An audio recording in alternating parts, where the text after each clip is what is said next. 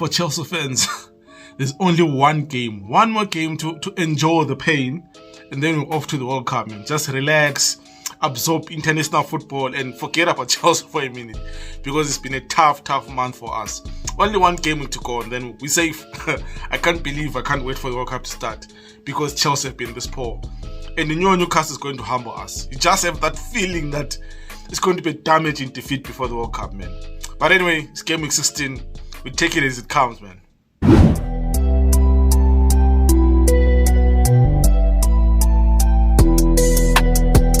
Welcome everyone to MRM Sports. I'm your host, Ronald M. It's the PV show for game week 16. The final lap before the World Cup break takes over, man. I mean, just one more game to enjoy for Chelsea, and then we go off to the World Cup to watch Mason Mount, hopefully, Koulibaly, Mendy, Thiago Silva, all our players will out for the World Cup, man. Ziyech. Just one more game week, just one more handling at Newcastle, and then we're off. Welcome everyone to Game Week 16 preview, man. What a week of football. I've always wanted to do something, man. I wanted to do something, but I just couldn't get the time to do it. But what a week of football. I mean, with the Champions League draw, some interesting draws. I mean, if you're a Dortmund fan, obviously would want to play Chelsea now than in February, when they have a transfer window in January. I mean, if you're a City fan, City always get these lucky draws, man. If you're a Spurs fan, I think that is an acceptable draw, considering what we could have picked out of the ball, man. And then, of course, if you're a Liverpool fan, I mean, you get to try and revenge the Champions League final from last season against Real Madrid. But again, I mean, last time you wanted to revenge, you all know what happened. So, yeah, I can't wait for the Champions League. And, of course, we had the Carabao Cup games, man. Chelsea eliminated, Arsenal eliminated, Spurs surprisingly eliminated. I mean, if you're a Spurs fan, this was the chance for you to actually have a cup run, maybe go to another final and try to win it with Conte. But then it's one more trophy, because we all know they won't win the Premier League. I think we can safely say they won't win the Champions League. So now all their hopes lie on the FA Cup, which begins next year, of course, man. So again, it'll be interesting to see how Spurs do in the FA Cup. But nonetheless, it's game week 16, the Premier League, one more game before the World Cup begins. Let's see which teams are playing. Of course, the Saturday kickoff, we have about 8 games on Saturday, only 2 on Sunday, man. The balance is not quite nice. But then, yeah, we have Manchester City kicking it off at 2:30 versus Brentford. Then, of course, 5 o'clock kickoff, Bournemouth versus Everton. Liverpool take on Southampton, coachless Southampton. Nottingham Forest take on Crystal Palace. Spurs take on Leeds. Those are all same time kickoffs. West Ham taking Leicester City. And then the half 7 kickoff, the late kickoff, Newcastle hosting Chelsea. And of course, to end the game week is Wolves hosting the league leaders Arsenal. Then Sunday football, we have Brighton versus Aston Villa. And then to end the game week before the international break is Fulham taking on Manchester United. Man, let's start off where I think the interesting game of the game week, of course. I mean, it's Newcastle hosting Chelsea on Saturday. I mean, I can't believe it's 3rd versus 7th. Chelsea's in 7th, yeah? Yeah, it's 3rd versus the 4th. No, it's 3rd versus 6th. Where is Chelsea? No, versus 7th. Yeah, I'm right, versus 7th. Man, I can't believe Chelsea is in 7th position. And this game against Newcastle represents, I think, the turn of the tide. For me, it represents good takeover and investment versus a scattered approach in Chelsea, man. If you think where Newcastle taken over by the Saudi Arab group, of course, the money invested, the coach brought in, and the results it's getting. Yeah, of course, there's a time, there's a season. Almost now, I can say one season. If you consider he took over in late November, I think it was end of October, late November day, when Ed Howe took over. He started building the team. They survived the drop. Now they're looking on sharp down that position. And you just wish maybe to be similar trajectory for Chelsea and Graham Potter and the new ownership, man. I think for me, that's the end I'm looking at this game, is what Chelsea are trying to achieve with Graham Potter is what Eddie Howe is doing. But of course, with a lesser budget and a lesser squad in terms of talent. But I think this is the trajectory. Maybe the American billionaires, Ted Boyle and the clique, are looking at what Saudi Arabia is doing with Newcastle, where they want to take Chelsea to. I think that's the only similarity or the only saving grace I can look at Chelsea and say, okay, I see the project they're trying to build. Maybe it shouldn't take long like what Arsenal did with Mikel Arteta. But then in a half of a season or in next season when the kicking off, Chelsea will be up there where Newcastle are at the moment. Because in as much as, yes, we can say Chelsea traditional over the past 20 years or so are a bigger club than Newcastle, you can't deny that at the moment, this season, Newcastle look the more organized, look the most likely to finish in the top 4, top 5 in comparison to Chelsea. So yeah, man, and you know, the way Newcastle have been scoring goals for fun, the way Newcastle have been putting 4 past teams, putting 5 scoring goals for fun. Amaron, for me, I think is definitely in the team of the season so far. It definitely has to be the player of the season for the month of November if they're going to give out any prize, man. Amaron has been on fire, has been on form. He's been the best footballer of his life since he moved to England to play for Newcastle. And of course, Wilson has been scoring goals. I mean, Trippier has been on fire for them as well. And he's been rewarded with the call-up to the England national team. From a Chelsea perspective, man, I think if you lose this game, it will be a 4th defeat in a row. You know, Chelsea, if it doesn't kill you, you have to laugh about it, man.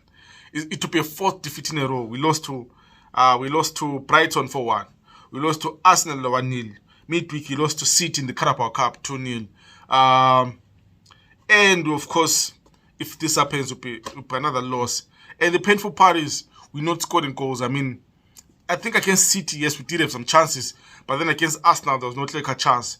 Against Brighton, at least it did have some chances. So, you know, if all these defeats maybe were 3-2, 2-1, 2-1 again, then I'll say at least we're creating chances, we're getting on the scoreline. But then in the past 3 games, we've only scored 1 goal, which is a big concern for us as Chelsea.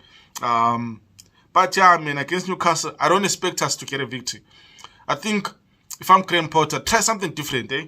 I mean, it's the last game of the World Cup. Before the World Cup, I mean. Try something different. Go guns blazing. Surprise Newcastle. Don't just sit there and expect to be beat. Because if Newcastle put 4 past us, I think that would be a damning defeat for Chelsea. And you know it will hurt Chelsea fans more because we have to wait till the 26th of December to actually play a game. I think it'll be against Bournemouth. Which will be, I mean, that whole month of pain, nothing but pain. Thinking for your team left off.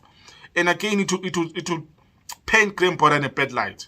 So I think he has to go all guns blazing really and attack Newcastle and hopefully get a draw. I think any Chelsea fan, of course, will take a win in a ground where we hardly win anyway, St. James's Park. Going back to the days of Mourinho, I mean, we hardly win in that ground. Of course, we'll take a win. But then any realistic fan will take a draw now and say, you know what, at least we didn't lose to a top four side. Let's just maintain the point gap between us and them, respectable enough so that if we get a good run of games, we can actually close the game. But then, yeah, I mean, there's nothing that game where there's nothing which makes me believe Chelsea can win this game. So for me, I'll go with a 2-1 Newcastle win. I think Chelsea will try to keep it respectable, so I'll go with a 2-1 Chelsea win. And then let's talk Manchester City versus Brentford, man. I mean, Brentford have been in a weird place. And City, of course, are still chasing Arsenal. I mean, last time around in Game 15, they left it late against Fulham. A last penalty a last minute penalty really by the cyborg man, Haaland. And this time around, I think Pep at home, they will try to go guns blazing. I think Pep will try to avoid what happened against Fulham.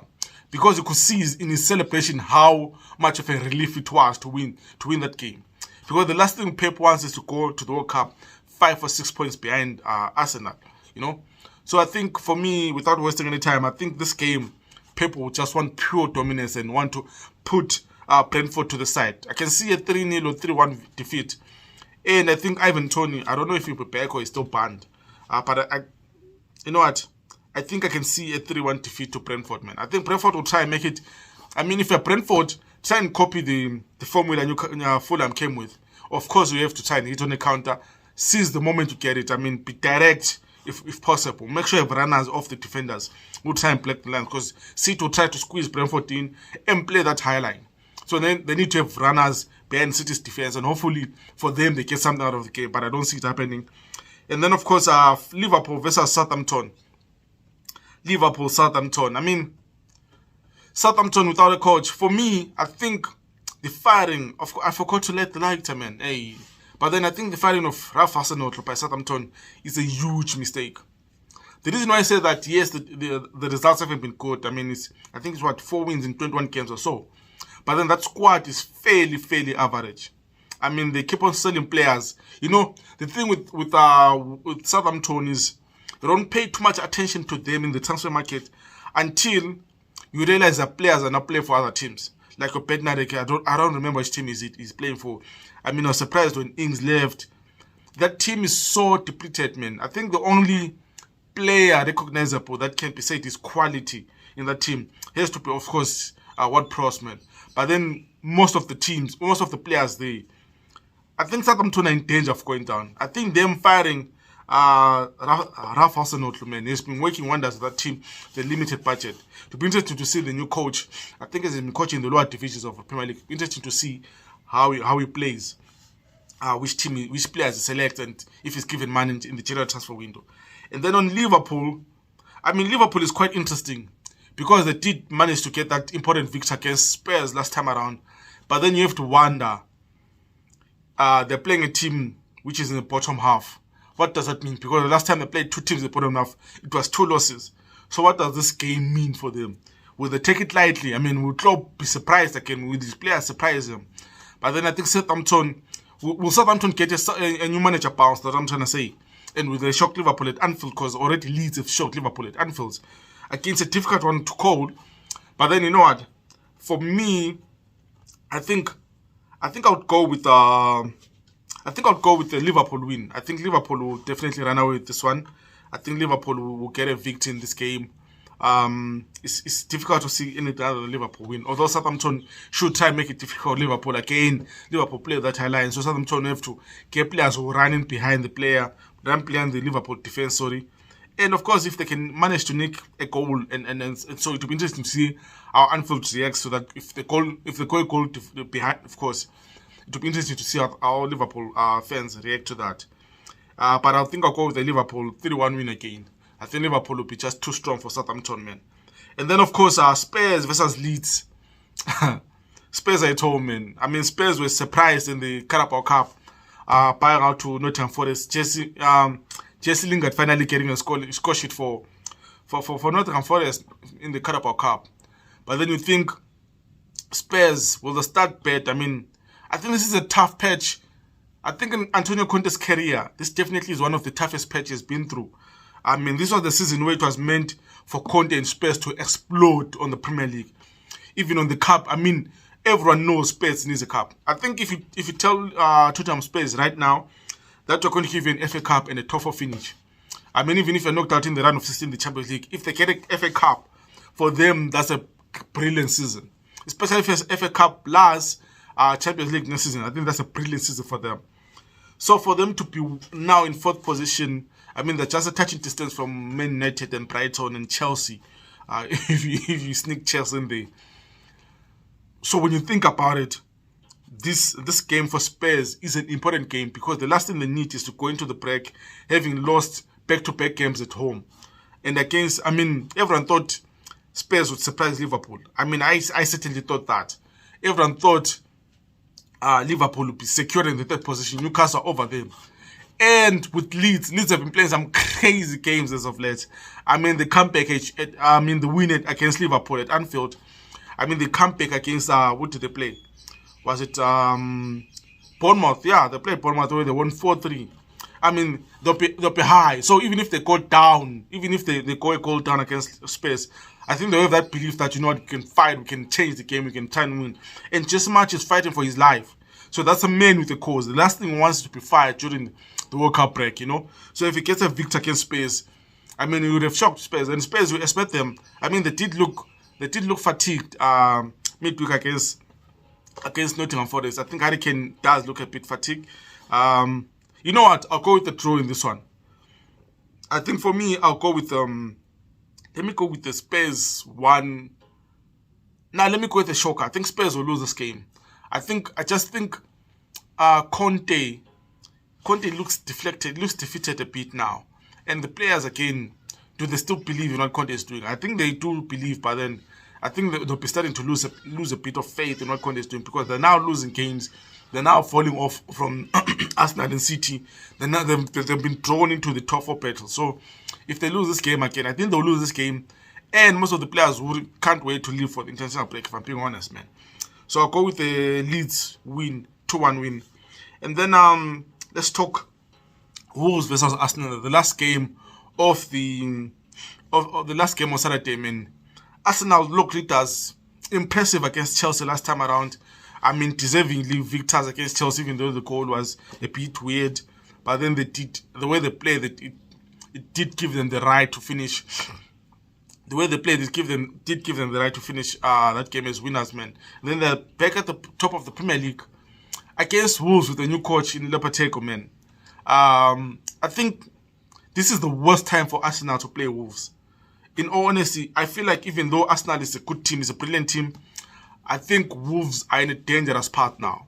Wolves are the kind of team where, you know what, with Wolves now, I think this game will be difficult to call, simply because Wolves, you never know what to expect with the Lopetegui team. I mean, he's a brilliant coach. He did well at Sevilla, even though at Madrid it didn't go quite according to plan, but then it did plant some seeds of where they are now. You know, I'll definitely, I think for Arsenal, of course, you know what Arsenal is going to do. They'll try to dominate the game. They'll try to boss the midfield. And I think this will play right into Wolves' hands. I think Wolves, they'll try to hit on a counter. They still have good players. I mean, the game against Brighton, I think they were unlucky to lose that game. And personally, I would expect Wolves to give Arsenal a tougher time. And you know what? I think Arsenal will drop points in this game. I definitely, genuinely do. It's not away from home. Arsenal have everything to do in this game. And City play first. If City win, then Arsenal know it's a must-win game. They can't afford to drop any points. You know what? I'll go with the Wolves. No, let me go with the 1-0 draw in this game. I think, in as much as Arsenal are in a good space, I mean, that loss to Brighton in the midweek, will it come back to hurt them? I mean, that loss, what it represents for me, just looking from the outside in, I mean, Arsenal should have won that game against Brighton in the Carabao Cup, simply because the Premier League is not a guarantee. Of course, the Europa League is not a guarantee of so many big teams in the Europa League now. I think if an Arsenal fan need to be in fun, even if you finish second in a trophy, that represents so much progress, you know. For them to have on the cup run, it gives the youngsters more games to play. They get to be around the first team a lot. So for them to lose that game at home 3-1, and then now it's more of you throwing the big boys into this game against Wolves, hoping to get that result back, that bounce back. So I think it'll be difficult for us now from that element, really. And I can see a 1-0 draw in this game. And then, of course, Fulham versus Manchester United. I mean, United, they played Brighton twice in a space of, 3-4 days. I mean, they lost Sunday. They lost 3-1 to Aston Villa away, sorry. And then midweek, they win 4-2. I was watching the game last night. I can say United did give Fulham some chances, man. But then for them to come back from the game from a goal down to winning 4-2, that was impressive. By the way, at home, so United at home this season, you know they are a difficult team. They are a difficult team to play at home this season, man. They're a difficult team. But then Fulham is at home this time around. And you saw against City, Fulham is so unlucky, so unlucky to get that defeat, man. I mean, you saw when they were given the penalty against them, how they knew that they'd let it slip, man. I think they'll be looking to bounce back against United team who away from home haven't been that impressive. I mean, the last time away from them, they lost to Aston Villa as well. So I think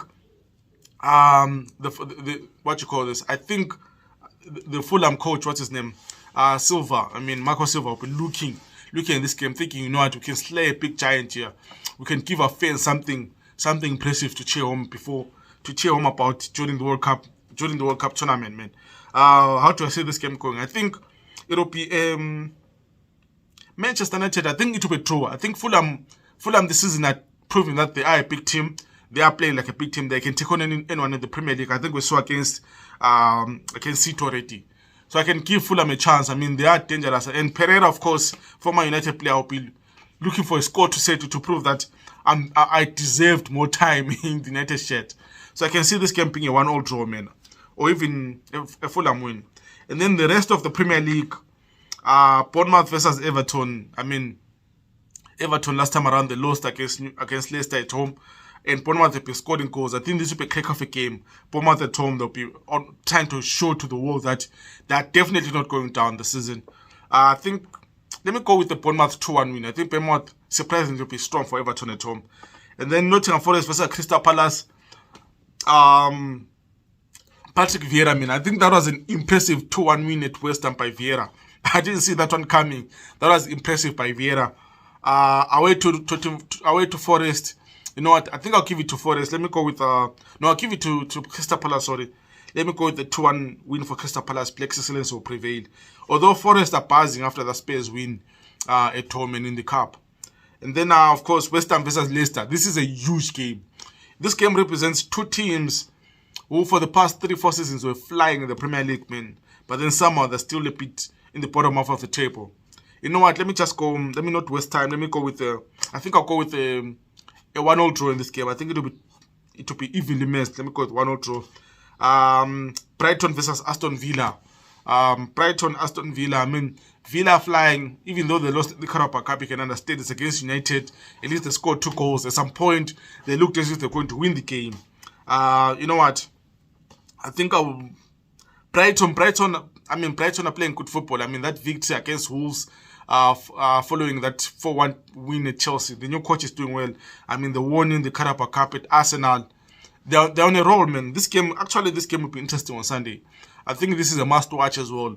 Brighton versus Aston Villa, man. Brighton at home, Villa with a new coach. I think Unai Emery will be looking to stamp his authority. Both coaches, Unai Emery has experience in the Premier League, but then both coaches again are new in the Premier League, with new teams, of course. You know what? I'll go with no. Let me go with the 2-0 draw. I think this one again will be difficult to call. Brighton can be dangerous at home. Chelsea found out the hard way. And of course, Aston Villa will be doing Unai Emery things. They'll be compact. I think we'll play the stronger squad again. I think Martinez will be back in defense at the goalie, and we expect them to put up a fight against Brighton. So I definitely think this will be a 2-0 draw, man. Yeah, that's it. That's the Premier League prediction, man. I can't wait for Game Week 16. Just the final game before the World Cup begins, and of course we'll drop you World Cup content, man. I can't wait to talk African teams, their chances in the Premier League, in the World Cup, of course. I think that will be my main key focus. The build up to the World Cup, looking at African teams, breaking them down, their perspective, how I expect them to play, which teams I think will do good for Africa, man. Because this time around we do need a team in the quarterfinal at least. I think we do need a team. I think Senegal are our hope, but yeah, we'll talk that in the more content coming up. Don't forget to subscribe and like the channel, guys. I'm your host, Ronald Dem, signing out.